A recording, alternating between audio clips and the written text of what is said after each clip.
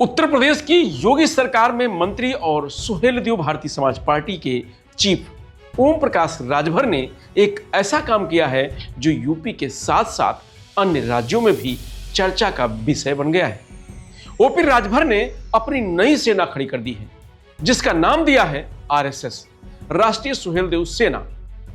ओम प्रकाश राजभर की सेना में शामिल हुए सैनिकों को बाकायदा वर्दी मिली है। नीले रंग की यूनिफॉर्म, पीली बेल्ट, कंधे पर सितारे, छाती पर बैज, सिर पर कैप, सिर पर बैरेट कैप और हाथ में पीला डंडा। यूपी चुनाव 2027 से पहले ओपी राजभर के इस कदम की खूब चर्चा हो रही है। सेना के गठन को लेकर चर्चा खूब गर्माती दिख रही है।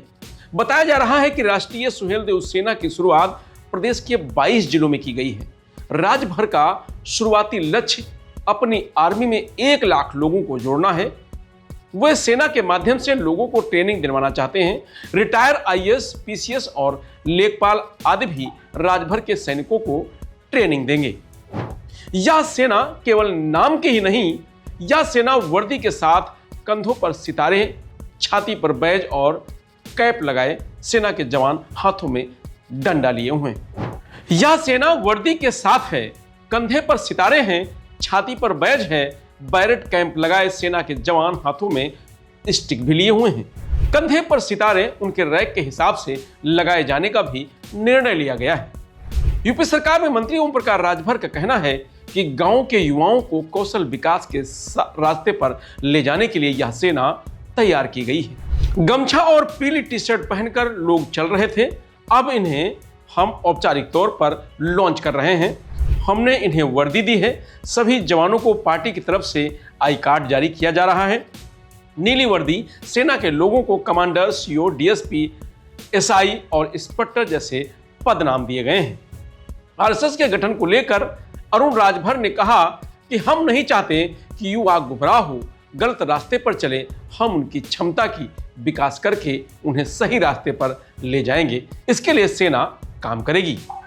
ओम प्रकाश राजभर ने कहा कि गांव में रहने वाले 18 से 25 साल के युवाओं में भविष्य को लेकर संशय की स्थिति है। वे समझ नहीं पाते हैं कि आगे क्या करना है। ऐसे युवाओं को राष्ट्रीय सुहेलदेव सेना के माध्यम से ट्रेनिंग दी जाएगी। उन्होंने कहा कि अभी इसकी शुरुआत 22 जिलों में की गई है। आने वाले समय में इसे पूरे प्रदेश में विस्तारित किया जाएगा। उन्होंने कहा कि सेना में 1 लाख लोगों को शामिल करने का लक्ष्य है। इसको लेकर पार्टी के स्तर पर काम चल रहा है।